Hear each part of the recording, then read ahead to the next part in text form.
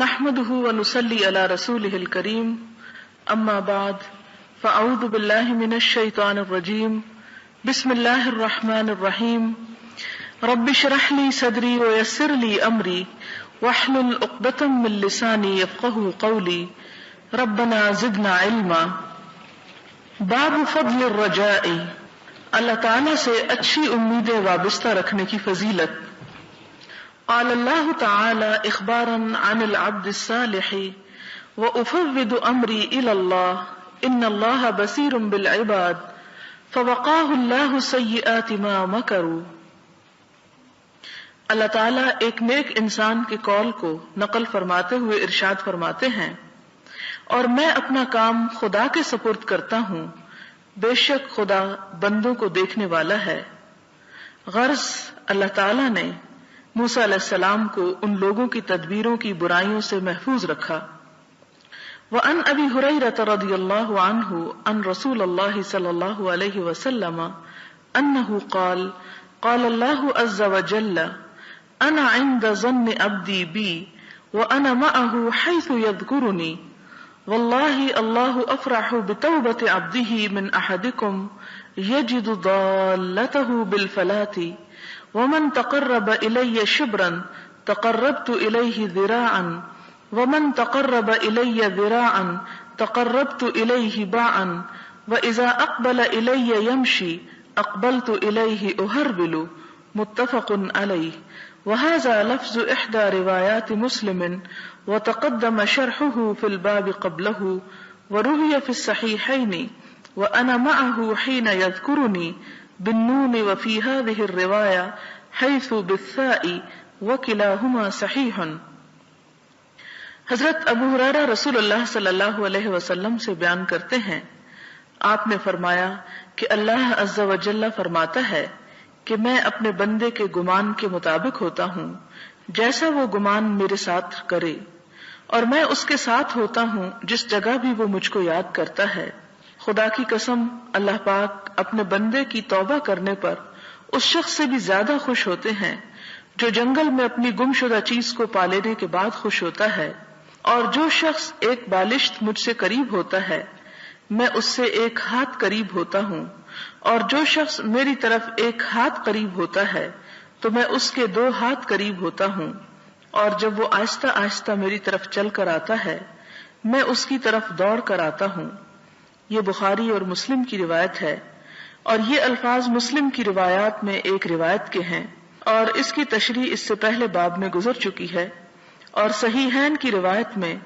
حیثو کی جگہ ہینا کا لفظ منقول ہے، اور وہ دونوں صحیح ہیں۔ جیسا کہ اس باب کے عنوان کو آپ دیکھ رہے ہیں کہ باب فضل الرجاء، اللہ تعالیٰ سے اچھی امیدیں وابستہ رکھنے کا بیان، یعنی اللہ تعالیٰ اور بندے کا معاملہ کیسا ہوتا ہے، اور اس میں اللہ تعالیٰ اپنے بندے کے بارے میں کیا سوچتے ہیں، اور بندہ اللہ تعالیٰ کے بارے میں اسے کیسا گمان رکھنا چاہیے۔ تو سب سے پہلے ایک آیت کو یہاں پر کوٹ کیا گیا ہے جو حضرت موسیٰ علیہ السلام کی دعا ہے یا ان کا قول ہے کہ وَأُفَوِّضُ أَمْرِي إِلَى اللَّهِ، کہ میں اپنے معاملات اللہ کے سپرد کرتا ہوں، یعنی اللہ پر توکل کرتا ہوں، اللہ پر بھروسہ کرتا ہوں۔ تو اس کے جواب میں اللہ تعالیٰ فرماتے ہیں کہ ان اللہ بصیر بالعباد فوقاہ اللہ سیئات ما مکروا، کہ جب انہوں نے اپنا معاملہ اللہ کے حوالے کیا تو اللہ تعالیٰ بھی اپنے بندوں کو دیکھنے والا ہے، ان کے حالات پر نظر رکھتا ہے، تو اللہ تعالیٰ نے بھی اس شخص کو یعنی حضرت موسیٰ علیہ السلام کو لوگوں کی بری تدبیروں اور بری چالوں کے شر سے محفوظ رکھا۔ تو گویا جب ایک بندہ اللہ کے حضور پناہ لیتا ہے، اس سے مدد چاہتا ہے، اس سے اچھی امید رکھتا ہے، تو اللہ تعالیٰ بھی اس کی امید کو نہیں توڑتے اور اس کے ساتھ ویسا ہی معاملہ کرتے ہیں جیسا وہ اللہ تعالیٰ سے چاہتا ہے۔ اور اس سلسلے میں یہ حدیث جو پہلے بھی گزر چکی ہے بیان کی گئی کہ جس میں اللہ تعالیٰ فرماتے ہیں کہ میں اپنے بندے کے گمان کے مطابق ہوتا ہوں جیسا وہ میرے ساتھ گمان کرے۔ جب وہ مجھے یاد کرتا ہے تو میں بھی اس کو یاد کرتا ہوں، جیسے قرآن پاک میں بھی آتا ہے فَاذْكُرُونِي أَذْكُرْكُمْ، تم مجھے یاد رکھو میں تمہیں یاد رکھوں گا۔ اور پھر یہ مزید مثال دے کے فرمایا کہ اگر کوئی بندہ اللہ کے حضور اپنے گناہ پر توبہ کرتا ہے، لوٹ آتا ہے، تو اس پر اللہ سبحانہ و تعالیٰ اتنا خوش ہوتا ہے ایک بندے کے لوٹ آنے پر، جس طرح اس شخص کی خوشی کا اندازہ کیا جا سکتا ہے کہ جس کی اونٹنی صحرا میں گم ہو گئی ہو اور پھر یکا یک وہ اس کو مل جائے تو گویا اس کی زندگی لوٹ آئے۔ اور پھر یہ بھی فرمایا کہ جو شخص ایک بالشت مجھ سے قریب ہوتا ہے میں ایک ہاتھ اس کے قریب ہوتا ہوں۔ بالشت اس کو کہتے ہیں اور ہاتھ جو ہے یہ پورے حصے کو کہتے ہیں۔ اور جو شخص میری طرف ایک ہاتھ قریب ہوتا ہے یعنی اتنا حصہ، تو میں اس کے 2 ہاتھ قریب ہوتا ہوں۔ یعنی بندہ اگر تھوڑی سی بھی کوشش میری طرف آنے کی کرتا ہے تو میں اس سے زیادہ رحمت اور خیر کے ساتھ اس سے ملتا ہوں۔ اور پھر یہاں پہ فرمایا کہ یہ مسلم کے الفاظ ہیں اور اس میں صحیحین کی روایت میں ایک جگہ حیث کی جگہ ہینا کا لفظ ہے، تو اس دونوں میں معنی میں کوئی خاص فرق نہیں پڑتا، دونوں ہی اپنی جگہ درست ہیں۔ پھر اگلی حدیث ہے وَعَنْ جابر بن عبد اللہ رضی اللہ عنہما انہ سمع النبی صلی اللہ علیہ وسلم قبل موته ب3 ایام یقول لا يموتن احدكم الا وهو يحسن الظن بالله عز وجل، رواہ مسلم۔ حضرت جابر بن عبداللہ بیان کرتے ہیں کہ اس نے نبی صلی اللہ علیہ وسلم کی وفات سے 3 دن پہلے آپ سے سنا کہ آپ فرما رہے تھے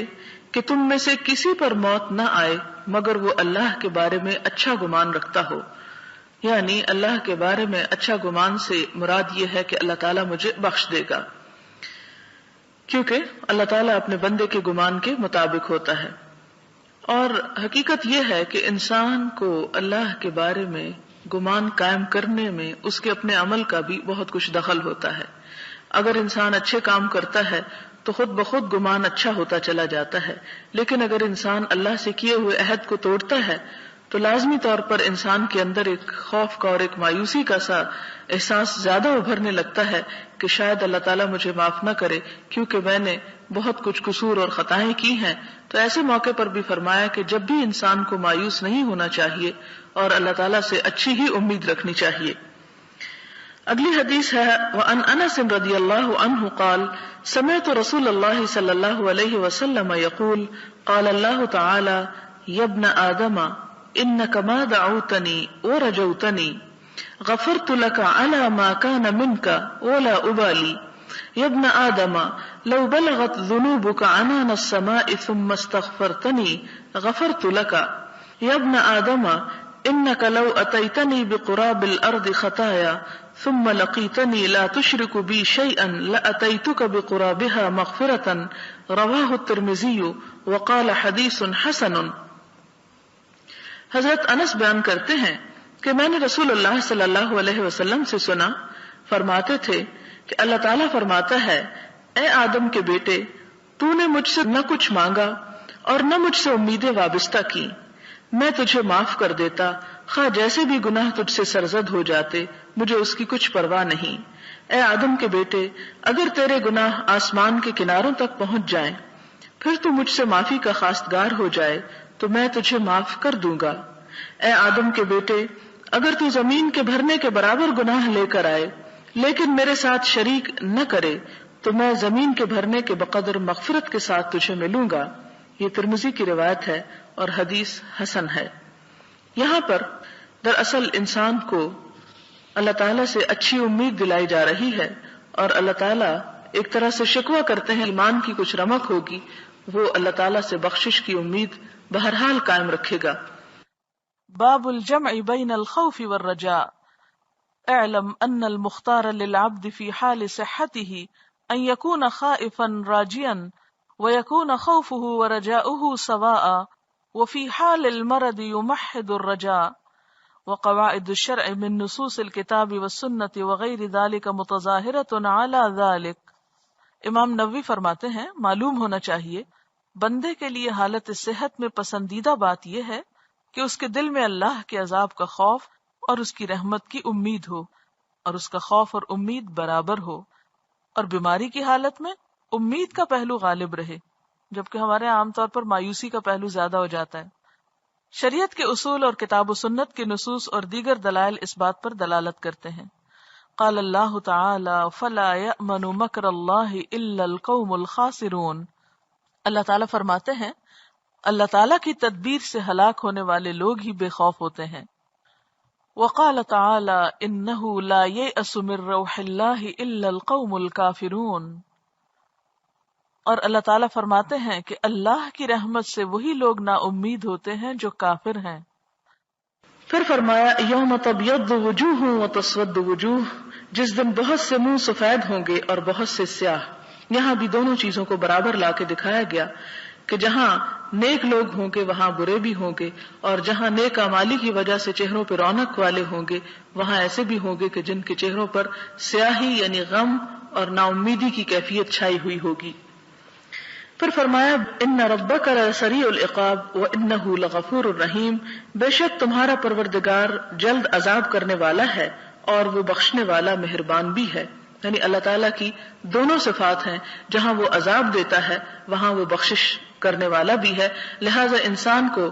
ایسے کام اور ایسی امید رکھنی چاہیے کہ جس سے اللہ تعالیٰ کی بخشش اور رحمت اس پر نازل ہو. پھر فرمایا ان الابرار لفی نعیم وان الفجار لفی جحیم، بے شک نیک لوگ نعمتوں کی بہشت میں ہوں گے اور بد کردار دوزخ میں ہوں گے. نیز فرمایا فاما من ثقلت موازینہ فهو فی عیشۃ راضیہ واما من خفت موازینہ فامہ ہاویہ. والآیات فی هذا المعنى كثیرة فیجتمع الخوف والرجاء فی آیتین مقترنتین او آیات او آیت. اس میں کہتے ہیں کہ یہ آیت انہوں نے کوٹ کی سورۃ القارعہ کی کہ جس شخص کے اعمال کے وزن بھاری نکلیں گے وہ دل پسند عیش میں ہوگا، اور جس کے وزن ہلکے نکلیں گے اس کا ٹھکانہ ہاویہ ہے. اور یہاں پر آیت پوری نہیں، قرآن پاک میں آتا ہے وما ادراک ما ہی، تمہیں کیا معلوم کہ وہ کیا ہے، نار حامیہ، بھڑکتی ہوئی آگ. اس مضمون کی آیات جن میں ڈر اور امید کو یکجا بیان کیا ہے کثرت کے ساتھ موجود ہیں. یعنی قرآن پاک میں دونوں چیزیں سائیڈ بائی سائیڈ آتی ہیں، اور دو متصل آیتوں میں یا زیادہ آیات میں یا ایک آیت میں بھی ان دونوں کا اکٹھا ذکر موجود ہے. یعنی بعض اوقات یہ ہوتا ہے کہ بہت سی آیات خوف کی آتی ہیں اور پھر ساتھ ہی بہت سی امید کی آ جاتی ہیں. بعض اوقات ایک ہی آیت کے اندر پہلا حصہ خوف کا ہے تو دوسرا امید کا ہے، اور اس طرح کی آیات کثرت سے قرآن پاک میں موجود ہیں. اب یہاں وہ حدیث لاتے ہیں وعن ابی ہریرہ رضی اللہ عنہ ان رسول اللہ صلی اللہ علیہ وسلم قال لو يعلم المؤمن ما عند الله من العقوبة ما طمع بجنته احد ولو يعلم الكافر ما عند الله من الرحمة ما قنط من جنته احد. رواہ مسلم. حضرت ابو ہریرہ بیان کرتے ہیں کہ رسول اللہ صلی اللہ علیہ وسلم نے فرمایا اگر مومن کو اللہ کے عذاب کا پتہ چل جائے تو اس کی جنت میں جانے کی کوئی شخص طمع نہ کرے، یعنی اس کا عذاب اتنا شدید ہے. اور اگر کافر کو اللہ کی رحمت کا علم ہو جائے تو کوئی شخص اس کی جنت میں داخل ہونے سے نا امید نہ ہو. یعنی اس کا غضب بھی بڑی شدید چیز ہے اور اس کی رحمت بھی بہت زبردست ہے. اب کس کو کیا ملے گا یہ اس کا فیصلہ بہتر طور پر اللہ تعالیٰ ہی کر سکتا ہے. بندے کا کام یہ ہے کہ دونوں چیزوں کو اپنے سامنے رکھے، نہ تو اس کی امید سے نڈر ہو جائے اور نہ اس کے غضب سے مایوس ہو. وعن ابی سعید الخدری رضی اللہ عنہ ان رسول اللہ صلی اللہ علیہ وسلم قال اذا وضعت الجنازة واحتملها الناس او الرجال على اعناقهم فان كانت صالحة قالت قدموني وان كانت غير صالحة قالت يا ويلها اين تذهبون بها يسمع صوتها كل شيء الا الانسان ولو سمعه صعق. رواہ البخاری. حضرت ابو سعید خدری بیان کرتے ہیں کہ رسول اللہ صلی اللہ علیہ وسلم نے فرمایا جب جنازہ تیار ہو جاتا ہے اور لوگ اس کو اپنے کندھوں پر اٹھا لیتے ہیں، اگر جنازہ نیک ہوتا ہے تو کہتا ہے مجھے آگے لے چلو، مجھے آگے لے چلو، اور اگر نیک نہیں ہوتا تو کہتا ہے ہائے افسوس، اس کو کہاں لے جا رہے ہو. انسانوں کے علاوہ تمام چیزیں اس کی آواز کو سنتی ہیں، اور اگر اس آواز کو انسان سن لے تو آواز کی خوفناکی کی وجہ سے بے ہوش ہو جائے. یہاں پر دو اہم باتیں ہمیں پتہ چلتی ہیں. ایک تو یہ کہ انسان جب مرتا ہے تو اس کے اعمال کے مطابق ہی اس سے معاملہ کیا جاتا ہے، حتیٰ کہ جنازہ ایک طرح سے خود زبان حال سے پکار رہا ہوتا ہے۔ یہاں پر کچھ لوگ یہ کہیں گے کہ اب جنازہ تو ظاہر ہے کہ مردہ چیز کا نام ہے، جنازہ عربی زبان میں اصل میں اس چارپائی کو بھی کہتے ہیں جس پر میت لادی جاتی ہے، اور میت کے لیے بھی لفظ جنازہ استعمال ہوتا ہے۔ اب کہا یہ جا سکتا ہے کہ جی وہ میت تو مردہ ہوتی ہے، وہ کیسے بولتی ہے، یا وہ چارپائی جو ہے وہ مردہ ہے، بے جان ہے، وہ کیسے بول سکتی ہے۔ اصل بات یہ ہے کہ کائنات کی ہر چیز کے اندر ایک سینس ضرور موجود ہے، اور اگر اس سے مراد انسان لیا جائے تو اللہ تعالی کے حکم سے کوئی بھی چیز بول سکتی ہے، خواہ وہ زندہ ہو یا مردہ ہو۔ جیسے قیامت کے دن انسان کے ہاتھ اور پاؤں بولیں گے تو اس وقت انسان کہے گا کہ تم کیوں بول رہے ہو، تو وہ بولیں گے کہ انطقنا اللہ الذی انطق کل شیء، کہ ہمیں اس ذات نے بلوایا جس نے ہر چیز کو بلوایا۔ دوسری بات یہ کہ انسان نہیں سن سکتا۔ کیوں نہیں سن سکتا؟ اس لیے کہ جس طرح مادی چیزوں کو ناپا جاتا ہے، چیزوں کا وزن کلوز میں یا گرامز میں ہوتا ہے، اسی طرح آواز کو بھی ڈیسیبلز میں ناپا جاتا ہے۔ انسان 20 سے لے کر 1600 ڈیسیبلز تک سن سکتا ہے۔ اگر اس سے زیادہ کی آواز ہو تو انسان اسے سن نہیں سکتا، اور اگر وہ سنوا دیا جائے انسان کو تو انسان بے ہوش ہو جائے۔ مثلاً آپ دیکھیں کہ چمگادڑ کی آواز جو ہے وہ اس شدت سے زیادہ ہے، اس آواز کے اس وزن سے یا اس پیمانے سے جس سے آواز کو ناپا جاتا ہے، کہ جسے انسان سن نہیں سکتا۔ یہی وجہ ہے کہ آپ دیکھتے ہیں کہ چمگادڑیں صبح اور شام میں ایسے وقت میں نکلتی ہیں اور وہ آواز بھی نکالتی ہیں، لیکن ان کی آواز ہم نہیں سن سکتے، کیونکہ وہ اتنی تیز ہوتی ہے کہ اگر ہم سن لیں تو ہمارے کانوں کے پردے پھٹ جائیں۔ اسی طرح آپ دیکھیں کہ ہم بہت سی ہلکی آوازوں کو نہیں سن سکتے، لیکن کتے کے بارے میں کہا جاتا ہے کہ وہ انسان سے بھی کم لیول کی آواز کو سن لیتا ہے، یعنی کم سے کم آہٹ کو بھی وہ سن پاتا ہے جسے انسان نہیں سن سکتا۔ اور جہاں تک قبروں والوں کی آوازوں کا تعلق ہے کہ جسے کہا جاتا ہے کہ مردے کو جب عذاب آتا ہے تو اسے مخلوق کی ہر چیز سنتی ہے سوائے انسان کے، اور یہاں پر وجہ بھی بتا دی گئی کہ اگر اس آواز کو یعنی یا تو وہ بہت شدید ہوتی ہے کہ انسان نہیں سن سکتا، یا وہ اتنی کم ہوتی ہے کہ وہ پھر انسان نہیں سن سکتا، کیونکہ انسان کا سننے کی رینج جو ہے وہ دوسری مخلوقات سے مختلف ہے۔ لہذا فرمایا کہ اگر وہ سن لے تو انسان اس آواز کو جو زندہ ہے وہ سن کے بے ہوش ہو جائے، اس لیے کہ وہ ایسی وحشتناک اور ایسی خوفناک آواز ہوتی ہے اور ایسی حسرتناک بات ہوتی ہے کہ جسے کوئی بھی دوسرا انسان سن کے برداشت نہیں کر سکتا۔ آواز سننا تو دور کی بات ہے، آپ نے دیکھا ہوگا یا سن کے بھی کہ جن مردوں کی جان نکلنے کے بارے میں لوگ بتاتے ہیں کہ بہت مشکل سے نکلی، یا کوئی خاص قسم کے جسم سے ایسی حرکتیں یا خوف کا پایا جانا مردے کے اندر موت کے وقت، تو وہ واقعات اور قصے بھی انسان کو ہلا دیتے ہیں۔ اور اس کے ساتھ ہی یہ کہ اگر قبر کھودتے ہوئے کوئی ایسی چیز نظر آ جائے، یا دفناتے ہوئے، یا کسی کو ایون خواب میں کوئی مردہ بری حالت میں نظر آ جائے تو دیکھنے والے کا خوف سے برا عالم ہوتا ہے۔ تو کجا یہ کہ انسان اس جنازے کی آواز سن لے تو یہ اللہ تعالیٰ کی ایک خاص رحمت ہے کہ اس نے ہمیں یہ چیزیں سنوائی نہیں۔ جیسے کہ ایک اور حدیث میں بھی آتا ہے کہ اگر حضور صلی اللہ علیہ وسلم نے فرمایا کہ اگر تم وہ سن لو جو میں سنتا ہوں اور تم وہ جان لو جو میں جانتا ہوں تو تم ہنسنا کم کر دو اور رونا زیادہ کر دو، اور تم بستروں پر لذت سے محروم ہو جاؤ، یعنی انسان نیند اور دوسرے سکون آرام سب کو بھلا بیٹھے اور اس کے لیے یعنی بے چینی اور خوف اور بے قراری جو ہے وہ عام ہو جائے۔ پھر اسی طرح حضرت عبداللہ بن مسعود بیان فرماتے ہیں کہ رسول اللہ صلی اللہ علیہ وسلم نے فرمایا، جنت ہر آدمی کے جوتے کے تسمے سے بھی زیادہ قریب ہے اور دوزخ بھی اسی طرح ہے۔ یعنی کوئی انسان یہ دعویٰ نہیں کر سکتا کہ وہ لازمی طور پر جنت ہی میں جائے گا یا ضرور جہنم میں گر کر رہے گا۔ دونوں چیزیں انتہائی قریب ہیں، اس کے ساتھ ساتھ ہیں۔ اب ڈپینڈ یہ کرتا ہے کہ انسان کا اختتام کس پر ہوتا ہے، اینڈ کہاں جا لگتا ہے۔ کیونکہ ایک اور حدیث میں آپ نے پڑھا ہوگا کہ جس میں آتا ہے کہ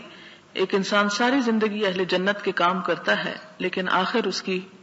بری ہوتی ہے اور وہ ایسا کام کر جاتا ہے کہ جس کی وجہ سے اس کی ساری نیکیاں ختم ہو جاتی ہیں. اور اسی طرح ایک شخص برے کام کرتا رہتا ہے لیکن اللہ تعالیٰ اس کو ہدایت دے دیتے ہیں یا وہ سچے دل سے توبہ کر لیتا ہے اور اس کے گزشتہ سارے گناہ جو ہیں وہ معاف ہو جاتے ہیں اور وہ جنت میں چلا جاتا ہے. لہذا کوئی شخص بھی خواہ عمل کے کسی بھی درجے پر ہو وہ کوئی بھی یہ دعویٰ نہیں کر سکتا کہ وہ ضرور ہی جنت میں پہنچے گا، اس لیے کہ یہ خالصتاً اللہ کی رحمت کی بات ہے، اور دوسرا یہ کہ دونوں چیزوں کے چانسز ساتھ ساتھ جا رہے ہیں. یہ بالکل یوں آپ دیکھیں کہ جیسے انسان ایک پتلی دیوار کے اوپر چل رہا، ایک طرف جنت اور ایک طرف جہنم، اور دونوں ہی انسان کے ساتھ ساتھ ہوں، معلوم نہیں کہ انسان کا جھکاؤ کس طرف زیادہ ہو جائے اور وہ اس طرف جا پڑے. لہذا اصل میں تو اس طرح کی احادیث کو بیان کرنے کا مقصد یہ ہوتا ہے کہ انسان کسی بھی حال میں غافل اور بے خوف ہو کر زندگی بسر نہ کرے اور مطمئن نہ ہو جائے، کیونکہ جیسے کہ آپ صلی اللہ علیہ وسلم نے ایک اور جگہ پہ فرمایا کہ جنت کا شوق رکھنے والا بھی سو نہیں سکتا، یعنی غافل نہیں ہو سکتا، اور جہنم سے ڈرنے والا بھی وہ بھی کبھی غافل نہیں ہو سکتا. مراد یہ کہ جب یہ دونوں حقیقتیں اپنی جگہ موجود ہیں تو انسان کے لیے لازم ہے کہ وہ بہت محتاط ہو کر زندگی بسر کرے.